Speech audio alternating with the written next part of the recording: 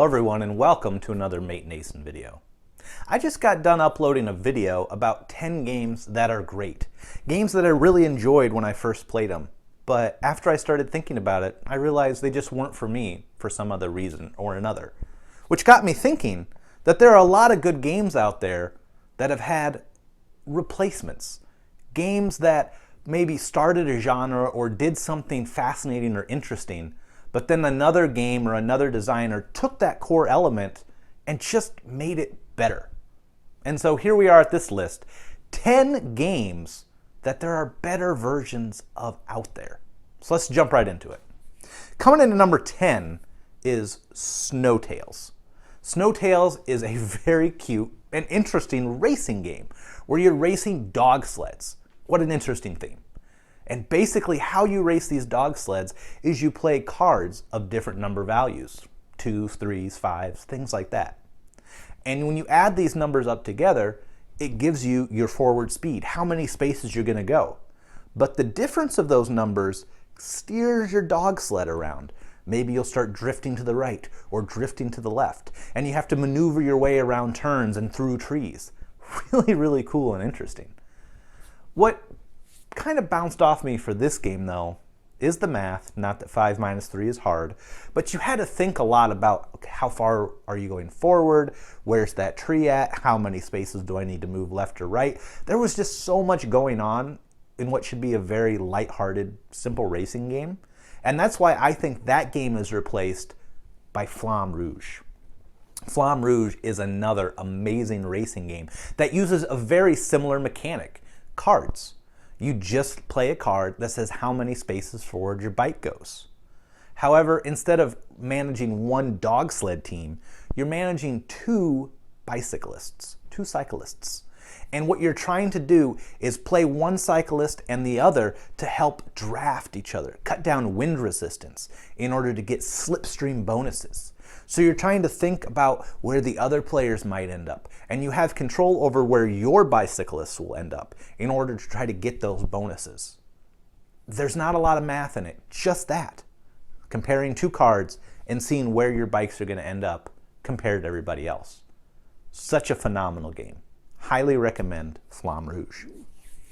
Coming in at number 9 is a game from Japan, a city building-ish game of rolling dice and trying to get bonus points and benefits from rolling those dice, and that's Machikuru. This game has been talked about a lot recently because the community tends to agree that there's a game out there that replaces it, and that's Space Base. In Machikuru, you would roll dice on your turn and activate your buildings. But on other players' turns, when they would roll dice, certain of your buildings would also activate. And so you were trying to buy buildings of different numbers of the way the dice would combo together in order to get an action happening no matter what number was rolled. However, with Machikuru, it was hard to get those. It was a little bit more random how they showed up. It was kind of hard to really get those good benefits. It slowed the game down a lot because you were always waiting for a number to be rolled so that you could get the point you need to win. Space Base, however, fixes a lot of that. The market is larger in Space Base, and you start off the game with basically every number available to you. As you upgrade those numbers, you are going to start getting those benefits from the other players. And you, as I said, you start the game with all those numbers available for you to start upgrading as you replace them. So the game speeds along a little bit faster. It also has a very neat mechanic where when you spend your money to buy a card, you only go down to where this certain marker is. So as you start upgrading this bottom line, you might not have to ever go to zero money, which means you'll have more money for the next turn. And so the game speeds up. There's also a really neat mechanic where when you roll 2 dice, you can use them both together for their sum or take them each separate to activate 2 cards. So there's so much more choice. So I highly recommend Space Base. Going on to number 8 is a game that has a phenomenal theme, and it's really, really cool, and that's Boss Monster. Boss Monster takes you into this fantasy world of the classic 8-bit video games, the side-scrolling games from your classic Nintendo era. And in this game, you don't play as the hero, You play as the boss, and you're drafting and buying these cards in order to build dangerous dungeons that'll kill the heroes when they come in, and you get their soul points. First to so many numbers wins. Really, really fun, really, really neat. It takes this hero adventure genre and flips it on its head. However, there's a game out there I think that does it a lot better, and that's Bargain Quest. In Bargain Quest, you play not as the hero, not as the monster, but as the shopkeeper in the town. An interesting twist. You care if the hero survives, but not really. Your job is just to sell them as much stuff as you can to turn the biggest profit. Now, if the hero lives, you get some bonus points, but live or die, another hero will come into your shop next turn anyway. And that's the whole point of the game, is you're playing this game as the shop owner, trying to push your wares on the hero. And it's so much fun. So if I'm going to play a hero-y, fantasy, dungeon-y game that's twisted on its head, I'd recommend Bargain Quest. Going on down the list, we go to number 7, which is El Grande. El Grande showed up in my previous video talking about great games that I still like and respect, but just don't want to play anymore. El Grande is an area majority game where you're trying to control these different regions on this map of Spain. Controlling different regions will give you access to different cards, drafting these cards, getting bonuses for it. You spread out your forces to get these regional bonuses and things like that. It's pretty simple and pretty streamlined, which is nice. However, there's a game out there that I think takes a lot of those mechanics. In fact, there's quite a few games out there that takes those mechanics and does a little bit better job. But the one that I'm thinking of is Court of the Dead, Mourner's Call. Just like in El Grande, you draft cards, you play cards, you're moving these miniatures in this game around to get these area control bonuses. And different bonuses from these regions will help you do things. However, Court of the Dead adds some other elements into it. Many quests are on the game that you get a direction each round of something to do. The theme seems better. The mechanics seem better. Just the game overall has a nicer appeal and is more engaging. And so if you like El Grande, if you like that area control, that area majority type of game and the bonuses and the drafting that come with that, I really think you'd like Court of the Dead, and you should give it a try. That is my number 7. Going on down to number 6, we have a game that is loved by a lot of people. And for the first several plays that I had of it, I enjoyed it a lot too, and almost bought it, but I'm glad I didn't. And that is Xayah, or Xayah, however you want to pronounce it. This is an epic sandbox space game where the game just says, here's a spaceship, go have fun.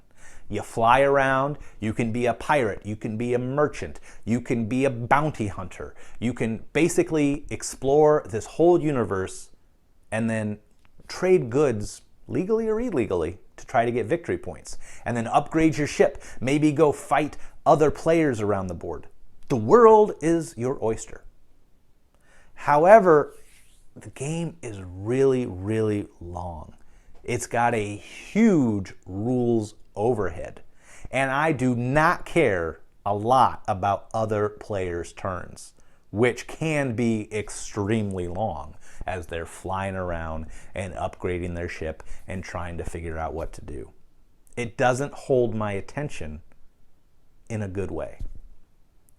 So that's why I recommend Star Wars Outer Rim.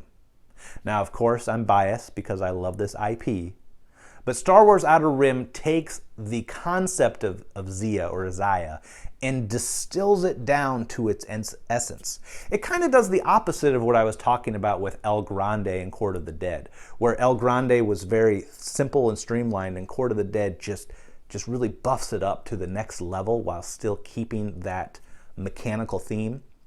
The inverse of that with here is Xayah is just bloated with so much stuff, too much stuff. And Outer Rim condenses that down to a manageable level. It's basically the same concept. You're flying around the Outer Rim. Maybe you'll transport illegal goods. Maybe you'll do legal goods. Maybe you'll help the Empire. Maybe you'll help the Rebellion. Maybe you'll bounty hunt and try to capture people and have a warmongering type time. Maybe you'll play it straight and level. But the game has a simple progression of how you upgrade your ships, a simple progression of how you move, and just the rules overhead is so much lighter and so much simpler. The game is shorter. It's not super short. The game will still take you 1.5 to maybe 2.5 hours.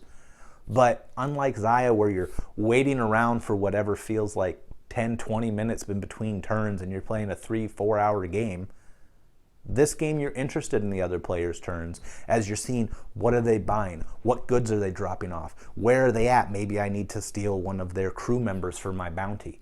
It's a lot more engaging, so I highly recommend Star Wars Outer Rim. Going on to my number 5 game, we have Stone Age, a classic worker placement game of sending your workers out, rolling some dice, getting some resources, and using them to buy these tiles, these upgrade cards to get you points. It's a staple in the worker placement genre, and it still holds up today, and I just played it recently, I think about last year, and I enjoyed it. It's a good game. However, I've recently uncovered a different worker placement game that I think blows this out of the water, and that is Terra Mara. Terra Mara is set in a similar theme, you know, your ancient peoples going out to collect same goods, you know, woods, furs, stones, and you do a similar thing as in Stone Age. Once you've collected those goods, you cash them in for these technology cards, which give you special abilities and bonus points, just like in Stone Age. However, Terra Mara adds a couple different elements. First of all, the worker placement is a lot more engaging, because in each round of Terra Mara, rows of worker placement spaces are taken away and other ones become active. So as the game progresses, the spaces you go to kind of shift and new ones come in and old ones go away. That's fascinating. There's also 3 different tracks on this game. There's a warfare track, a trading track, and then a river track. Going up each track gives you different bonuses, especially the warfare track, where if you're high enough in that track, you can go in other people's places and they can't come into yours. So you can block people better or prevent yourself from being blocked. That's awesome. So it just takes a lot of those core elements from Stone Age, makes a slight tweak to it, and blows it up into a much, much better game. I would play this over Stone Age any day. That is my number 5, Terra Mara. Coming in at number 4 is a dudes on a map game, a war game that I thought I would love, and I played it 2, 3, I think even 4 times trying to get into it, and I just couldn't, even though it is well loved, and that's Kemet. Kemet is set in ancient Egypt, fun theme that I would like. The board has tons of technology tiles that you can buy to upgrade your armies. That's phenomenal, really, really cool. And you have to fight and hold on to all these different posts and objectives to try to score these points as you're upgrading your own personal player board. Really neat. However, this game just bounced off me a lot. And to be honest, I'm not sure why. It had the right mix of a lot of things, but it just didn't do it. I guess one of the first things I would say is the technology tree was almost overwhelming. There was kind of too much going on. And even though I tried to research them before each game, it just didn't click. However, Lords of Hellas did. Lords of Hellas has a lot of very similar things going on. You're upgrading technology, getting bonus cards, trying to hold on to different regions to get their bonuses and get their victory points. You can have large wars, but it's more of small skirmishes as you're going around the board trying to do things. But Lords of Hellas takes all of those things and just does a better job with it. Instead of a giant tech tree that you have 20, 30, 40 options to look at, Lords of Hellas has a drafting phase where when technologies are learned or uncovered, you just draft a card around the board. That's really simple. I look at a hand of 5 cards and I pick what technology I want. I like that. There's also individual quests on this board. Instead of just different places of power or whatever they're called in Kemet that you're trying to hold to get those prayer points and things. There are quests you can go on in Lords of Hellas that appear on the map. Maybe they are monsters to hunt, or maybe they are activities you can accomplish by having certain stats. That'll get you bonuses and points. And then, of course, there is the area control aspect of the game as well. Kemet is a skirmish game, and so is Lords of Hellas. Trying to control these different regions, these different monuments will get you points. So Lords of Hellas just takes a lot of that Kemet stuff and makes it work better. And I would play this over Kemet any day. That's my number 4. Coming in at number 3 is a game that is beloved by a lot of people, and that is Blood Rage. Blood Rage is a Viking-themed game. I love Viking-themed games, where controlling regions are just as important as getting your guys killed. Depending on what cards you draft, I love drafting games. Depending on what cards you draft, give you awesome strategies, give you tricksy plays you can do to control regions to get those points. Maybe you want to, maybe you don't. Maybe you're just going to blow everything up. And that's really fun and awesome. However, I think I would rather play Innis. Innis isn't as maybe epic or gives you that dramatic feel that Blood Rage does. But the stuff that Blood Rage has in it that's awesome, I think Innis just does a better job. I like the drafting in Innis. I feel like there's more strategic depth in that. Where Blood Rage, you're just drafting these cards around, and then you draw new cards and draft those around, then new cards and draft those around. It's not that it's overwhelming, but there's a lot of options, and I guess that's cool because each game will be different with how those cards come. But with Innis, I like how the cards you draft are basically always the same. There's 1 or 2 that you set aside randomly each round, but they're basically the same, which I feel gives me more control over what my opponents get or what I should take. The term hate drafting, of trying to control, I can't let this person get this card because they would be able to do this. And then next round, maybe someone does that to me. I like that. I also like how Innis does a very similar mechanic to Blood Rage, where sometimes you want to control, sometimes you want to peacefully coexist. However, in Blood Rage, you can't peacefully coexist as much. Innis, you can. There are objectives to do that or not do that. So the game can be more fluid based on the players, and I like that. There's exploration in Innis as well, and I love exploration game. Moving your troops around on the map, coming up with new tiles that maybe give you different bonuses, that's really fun. And so I think overall Innis is a better experience for me. So if you like Blood Rage and haven't tried Innis, I think you really should. You might like it. Coming into my number 2 is another game that appeared on my previous list of 10 great games that I just don't feel like playing anymore, and that's Descent.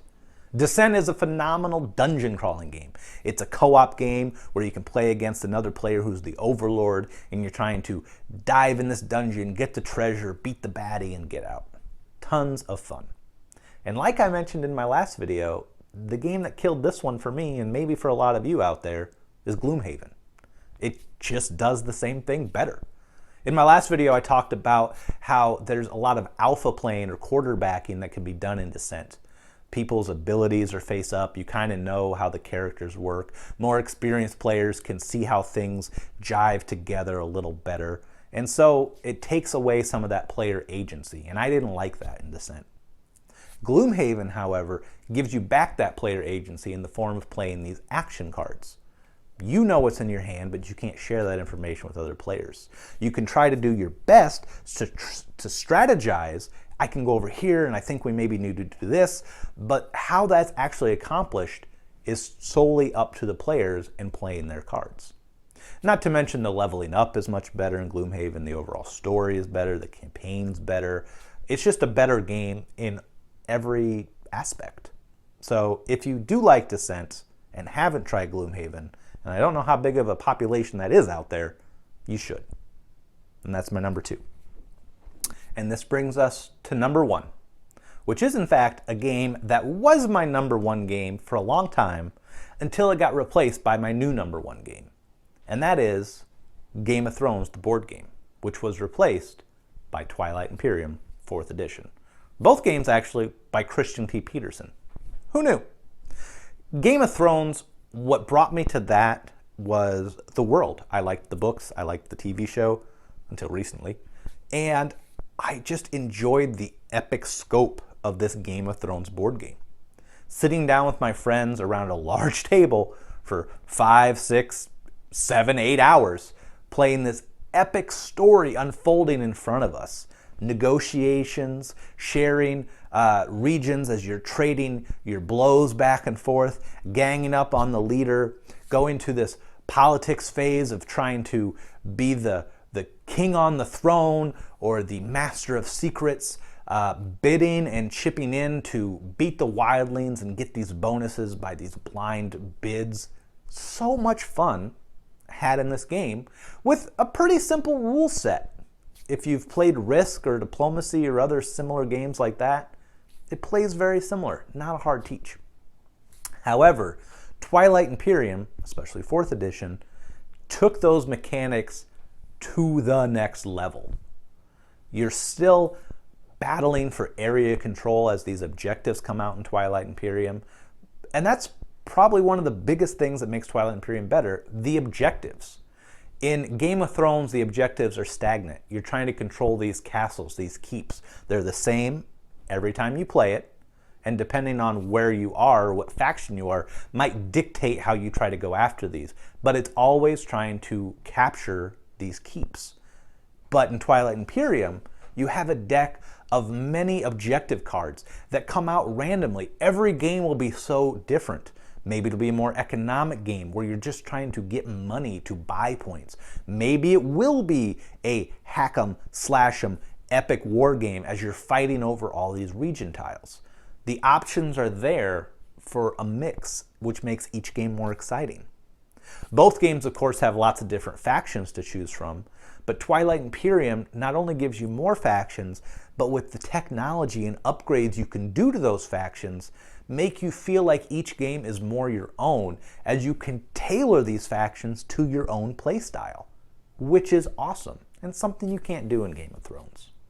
And lastly, the politics or the agenda phase.